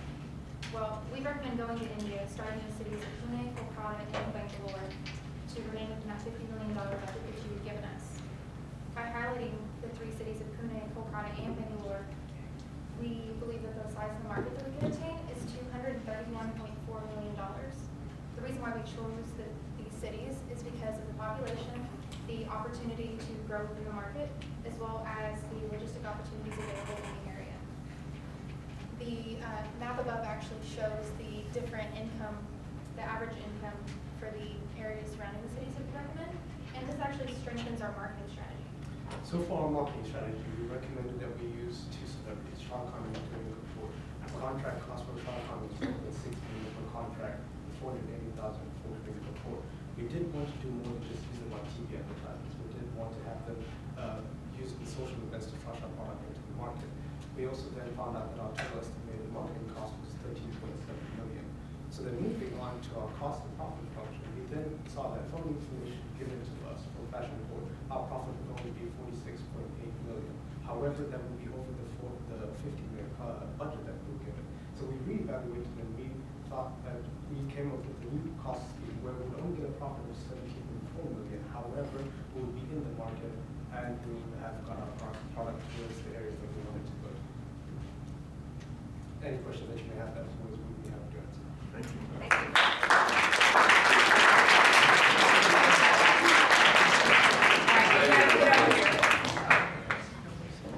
First off, compliments on analyzing this at significantly greater depth and bringing very specific recommendations back. That's a little different than what we've seen. Not that anybody else has done it wrong, but that's an impressive first step. So you did bring a lot of data, very specific ideas on what your solution ought to be. How did we come to this decision point and not either of you two speaking? Sure. Someone else. Cool. I think a big step for us was we had a guy come in for a lecture, I think 2 meetings ago, that talked about barriers a lot. I think the way we kind of came to this conclusion was that instead of really focusing on what we were limited to, that $50 million budget, we kind of went for ideally what we wanted to accomplish, and then looked at our restraints and kind of worked backwards from there. So we saw there's a lot of opportunity in India, and that was something we really wanted to pursue. So we kind of thought, how would we get out there? How would we be successful, what the market looks like, and we went back to that budget, how much it's going to cost, and really tailored what we wanted to do to those restrictions. I think also when we were using the issue tree, we really became more firm in our decisions. So at first, some of us might have been a little hesitant. And then after, again, using the issue tree and working out the problems through the format that the McKinsey piece brought, I think it definitely helped clarify that for us. Were there specific communication methods that you found worked best to get through that issue tree? We met in person here at the cluster. We also talked through text as well, but and we met outside the group as well. And I think as far as communicating, I think we just talked a great way that we communicate is like whenever we showed up, we set goals for each one of us to get done before the next meeting, by the next time we meet, just to make sure that we had the information already there for us to use and create more depth to be able to provide with a better answer of why we should do this, why we shouldn't do this. And that does analyze the problem a lot better than we could have without the depth that we had, and then we didn't go. So if we do run into a roadblock, then we exercise some research after or outside of it, then brought to the table, we discussed it there, and clear a lot of stuff. Tell me about one specific problem that you guys had that you solved and what techniques you used to resolve it, or what led to that being resolved. I can think of one, maybe we can think of other ones, but I thought there's one where we're thinking logistics of getting the shampoo to India in order to actually manufacture it there. And one thing we had to discussion with, I remember, was we were thinking about if we had to bring it from America over, and we had to look at it, is it actually being produced in America, or is it being produced in China or in the country? And I think the kind of conclusion we came to eventually was just it doesn't matter, we have a logistics cost. We kind of to move forward from there, we said wherever it's specifically being produced from, we have this issue, we just dealt with it as a whole challenge rather than trying to hash out the arguments that they're produced from, and look at that challenge from there. think the reason we got the biggest issue in that was because we all come from different backgrounds. I mean, we're all different majors, so we all see different things in different ways. So I mean, he's an engineer. We got marketing majors. We got logistics majors. So I mean, I'm gonna look at finance. I'm gonna look at the logistics cost. How we're gonna do this that way. They're gonna look at it like, hey, this is how we're gonna look at the cost. Marketing's gonna think about how we're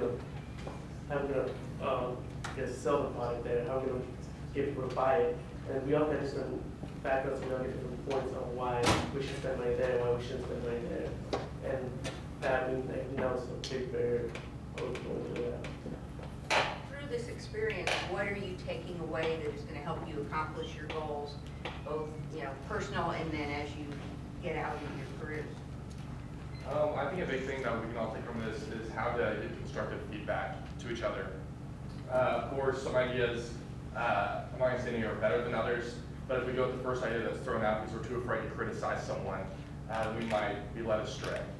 So I think something we really got out of this was the ability to, compliment what they did well, kind of identify what they could improve on, or maybe a different perspective we could take. Again, support their effort, that they're doing the right thing, but really make sure that we are thinking critically, we are working for the best answer as a collective. Also, the decision process that wasn't the McKinsey case. That's something that I think you can carry on to other situations.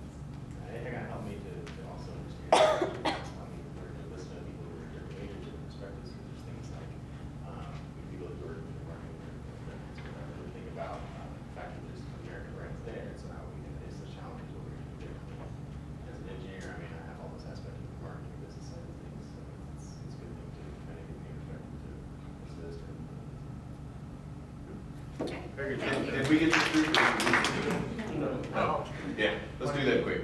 My name is Tony Thompson, I'm a master's student studying physics and communications. My name is Bonnie Ferris. I'm a political science major with a minor in professional selling and I'm a senior. My name is Sergio Garcia. I'm a senior, and I'm a double major in marketing and logistics supply chain. I'm Colin Fletcher. I'm a major in mechanical engineering technology.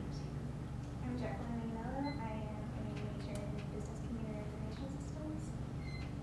I'm Colby Cameron. I'm an accounting major with a focus in taxation, and I'm a grad student. I'm Thomas Doherty. I'm a finance major with a professional selling minor, and I'm a junior. I'm Breck Warren. I'm an interdisciplinary art and design studies student. I'm a senior and I'm concentrating in design management.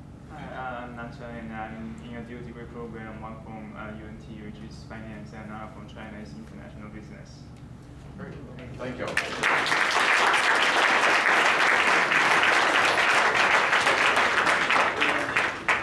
Our next group to present is Reggie. She does watch the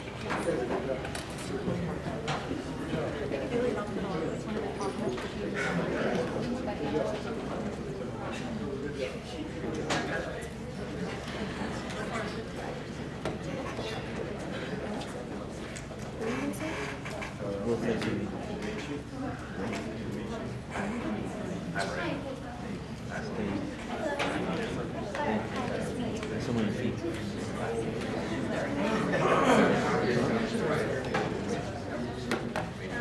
It's like cake. So the next one. Plus for you. We're still doing it. Ready? Because You want to introduce yourself so they get things teed up? Okay, I'll start. My name is Rachel Liu. I am a junior in marketing. Alex Aldiad, marketing senior. Alexis Reed, marketing and finance major, senior. Laura Carlo, accounting major, junior. Miranda Flores, I'm a junior studying biology. Hi, I'm Kate, and I am a master's student studying international studies. I'm Thais Pimentel. I'm a senior interior design. I'm Clara. I'm an interdisciplinary art and design major focusing in graphic design, and I'm a senior. Hi, I'm Jenna. I'm a senior and I'm double majoring in anthropology and applied behavior analysis. I'll give you guys a hand in a minute and hand over to the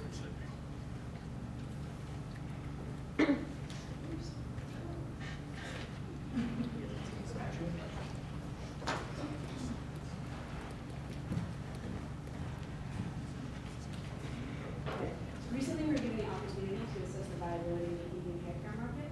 Upon further consideration, we definitely recommend that Fashion Corp move into the Indian market as Holly shampoo.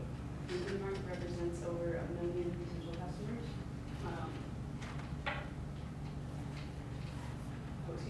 And an opportunity for Fashion Corp to be successful. We believe that Fashion Corp will be successful in the Indian market, given that over 50% of the population, meaning 500 million individuals, are under the age of 54. So research shows that this demographic are attracted to Western brands, and there is currently no Western shampoo brand with major play in the Indian market. So we also identified 2 major obstacles to this move, but rather than allow Fashion Corp to forgo this opportunity, we devised 2 solutions. India's haircare market has been growing at a rate of 17% a year for the last 5 years, and the expected rate is expected to continue to grow in 2021. So for our first obstacle, which was our manufacturing cost, we decided to implement flexible manufacturing, and we plan to do that by creating sachets for our products.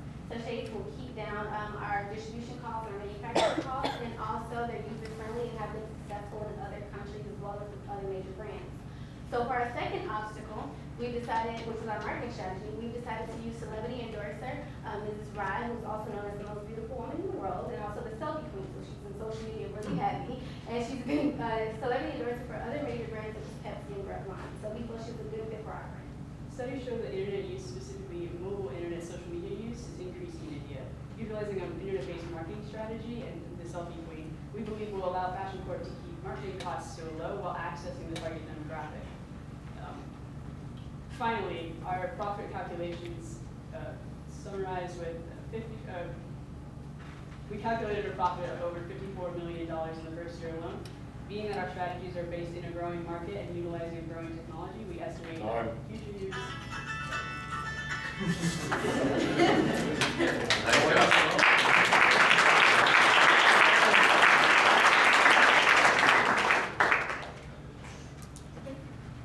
So what was the decision-making process for y'all's team? Did you do that here? And how did that iterate over the course of time? And what was the time window? I haven't asked that question tonight. How long have you been working on this? It's been about 3 or 4 weeks now. We definitely utilized our cluster time here on Wednesdays, and then we took the opportunity to meet outside of cluster time as well. We were definitely a group that threw out a lot of ideas, and then we kind of had to buckle down and be like, okay, let's make some decisions. And I think that the McKinsey structure really helped with that. When did you make the final decision? Kind of throughout. We definitely decided that we wanted to go into the Indian market toward the beginning. One of the decisions that kind of took the longest was deciding on whether to use the sachets or not. So that was. What do you think were the best elements of communication on display during your interactions with one another? I think one of our best communications and problem solving things that we did is someone would throw out an idea and then we would investigate it. We would do the math on all of it. For example, the sachets, we broke down milliliters and the cost per milliliter and the bottles, and then we moved into sachets. And so we kind of took each person's idea and investigated it to see which one fit our goals and what we wanted to do for moving into the Indian market and along those lines. Tell me about one particular conflict or one particular time you guys disagreed and how you chose to approach it and resolve it. I think, like I said, the sachets was not a point of contention, but there were definitely people on both sides. And so in the end, we just took it down to a vote. There were definitely pros and cons for using sachets and not using sachets. And in the end, we decided that the pros for sachets really won out. So what did you learn that you're going to be able to take away from this to help you in the future? I'd say one thing that I learned is just being able to hear everyone's point of view. Everyone has a different background, as we said before. Just how people have different majors, so how that play into the decision that we will make. Just using those things, and when you go into the real world, you're gonna be working with different people. So just being able to understand where they're coming from, their background, and just be able to put those things together and just use that to get to that goal that you want to get to. It's good to hear constructive criticism too. I think for me, it was the decision-making process. Whenever I get a project, I tend to jump on it and go with what I'm excited about and just move on. And this really helped me slow down, and we definitely were able to hear everybody's ideas and use the structure of the McKinsey case to really help us with the ideation process. And I think also, working in a group together, we kind of learn each other's strengths and weaknesses. really early in the process. So I think we really fed off of that as well. We were able to really get tasks off of other people's experiences or other people's knowledge of a certain area and come to solid conclusions. Okay, thank you. Great job, you guys.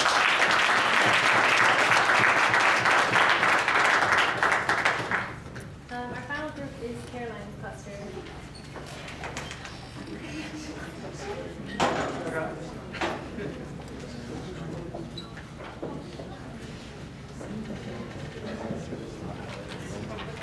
Zachary, how are you, brother? Nice to meet you.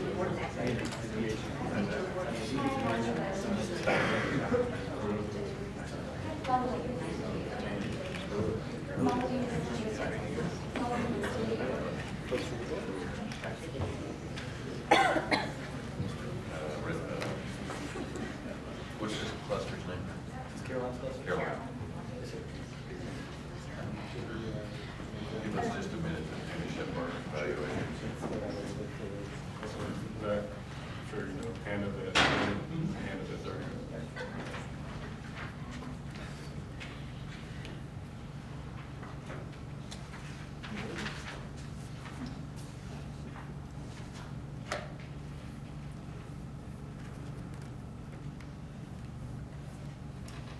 All right, my name is Zach. I'm here to present on behalf of Caroline's cluster.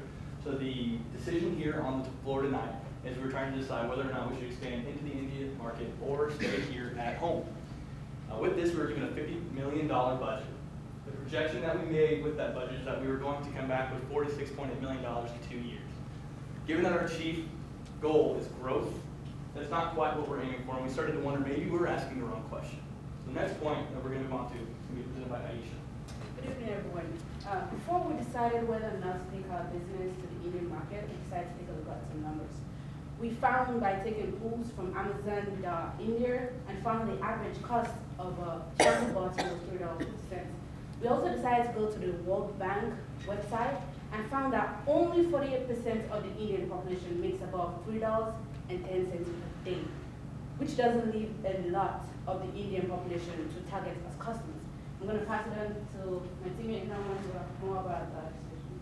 Hey guys, so basically the question today is, does India, or does Fashion Corp move to India or do they stay in the U.S. market?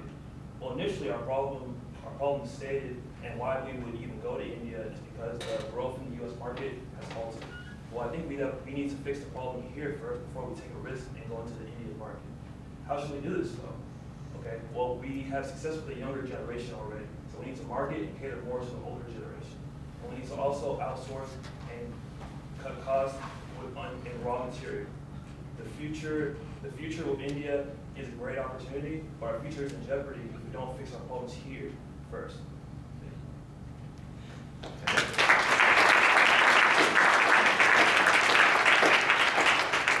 We didn't get y'all to introduce yourselves, so if you would do that so we kind of understand everybody's background. I'm Noma Toro, senior, BCS major. I'm Aisha, senior electrical engineering, math minor. My name is Zachary Green. I'm a finance major and I'm a senior. Maldivo, senior, major in biology, minor in marketing and professional selling. Jennifer Murray, I am a sophomore and I'm majoring in marketing and real estate. Jonathan Best, I'm a biology junior. Eduardo Limon, major electrical engineering, minor mathematics, senior. All right, Darrell Dolphin, I'm a marketing major junior. Great, thank you. So, team dynamics, somebody besides these three, talk about team dynamics and some of the opportunities and challenges that you face. So, anybody? Okay, so we have a really great group dynamics. We have a finance guy, we have engineers, biology majors, marketing majors, professional selling majors. So kind of getting all those people in one group and trying to shoot ideas back and forth was kind of difficult. But we kind of used a process of everyone we really listened to each other and weighed out the options and then kind of pro and con everyone's ideas. Anybody else? Well, one thing we also had to overcome kind of was the fact that we're all leaders here, and so we all have a lot of strong and opinionated ideas, and once we kind of get our feet wet, we're like, okay, this is what we want to do. But we also have to step back and be like, okay, maybe this is not the place for me to lead. Let me let someone else lead and take charge, because maybe they have a little bit more information on this than I do, and I can learn something from them. And then after we take that information, then we can come back together and come back as a group to make our decisions. And we also had a tough decision actually making the decision. We had a vote. We had a vote, and it was 4-4, and one of our group members wasn't here. So Oh, it gosh. was to kind of like split the vote. He was like, if one of y'all sell me on it, I'll go to that group. So you know, we lost because I wanted to go to India, which is fine. Okay, given that you all are leaders, what communication methods do you find work best so that you could hear everybody's ideas?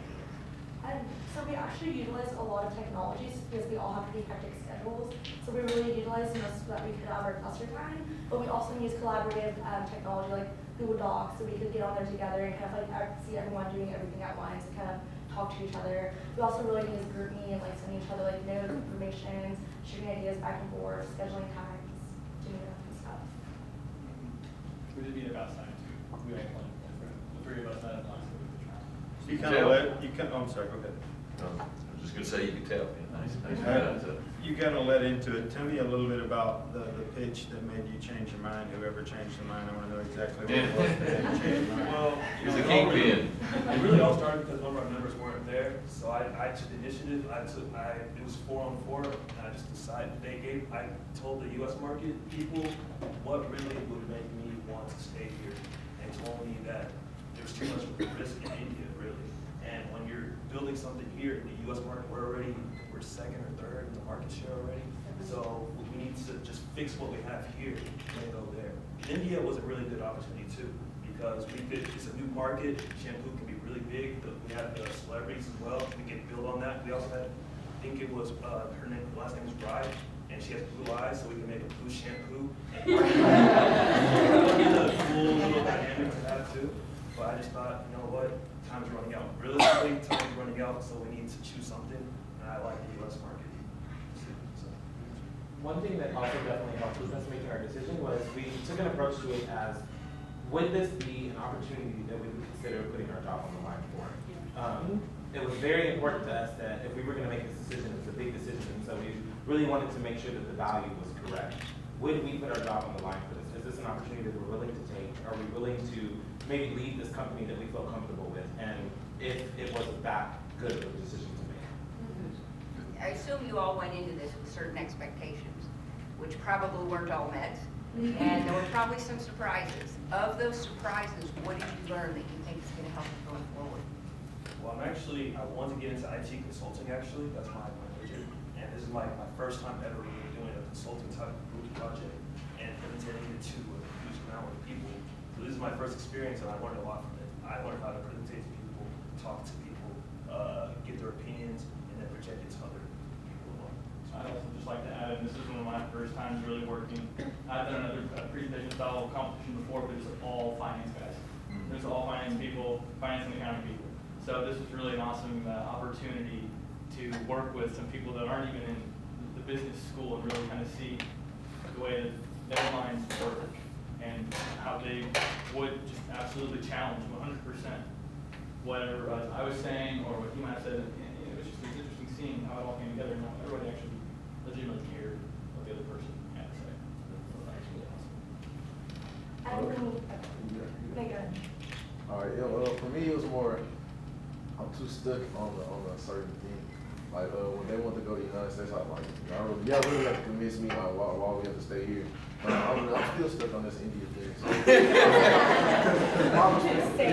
Because I'm a marketing major, so I feel like, you change your marketing mix a little bit, change the name because the name holds a lot of weight, even though you change the product or bottle in India, it's still the same name, so people still gonna remember about the name, it's still the same thing. So, and I was just thinking about that like a few minutes ago because I heard somebody talk about like the growth of popular market and stuff like that, but yeah, I still want to For me, I'm an optimistic person and like a dreamer. So being around people who are like finance guys and engineers who like look at real numbers, hard data, it's made me yeah. Crushing dreams, huh? They know I am. But yeah, just made me more empathetic towards other people's perspectives, point of views, ideas, and definitely a better listener for me. Great job. All right, Yeah, thank you.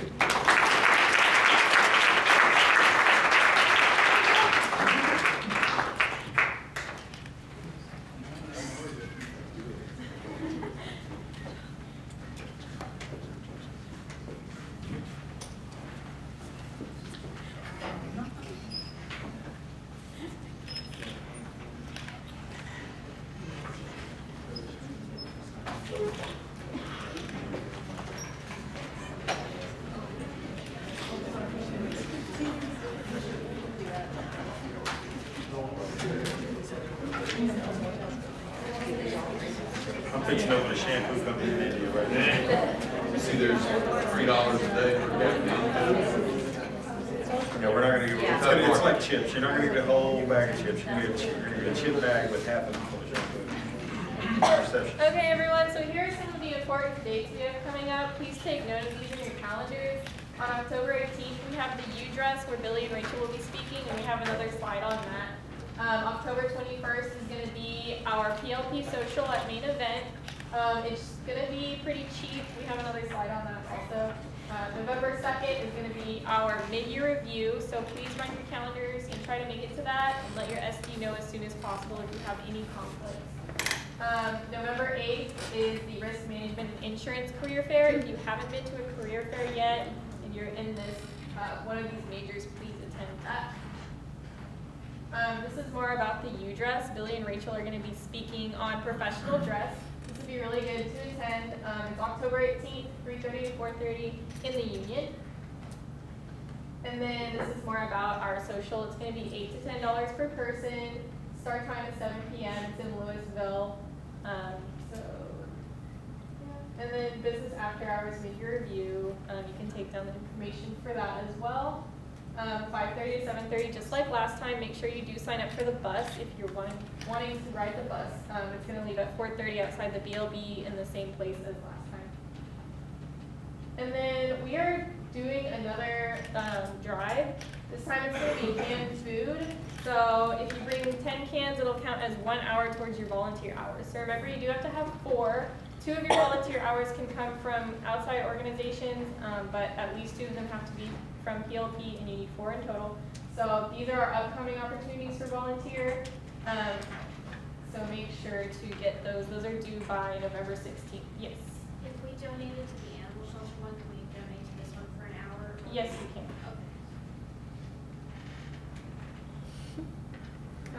So this is our total so far for the animal shelter donations. We got $629.78. So thank you all for your contributions.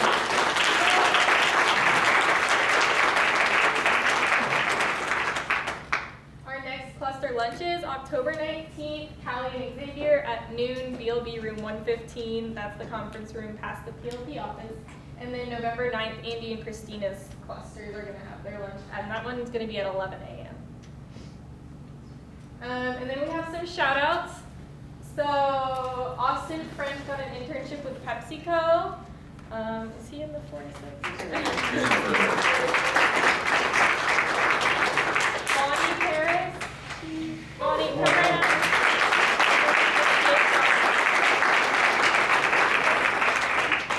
And then Colby Cameron got an internship with Grant Thornton.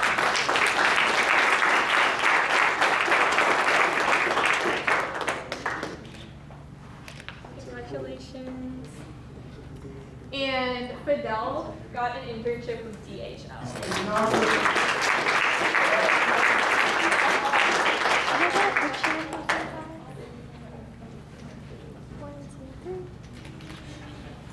First of all, you can help me thanks to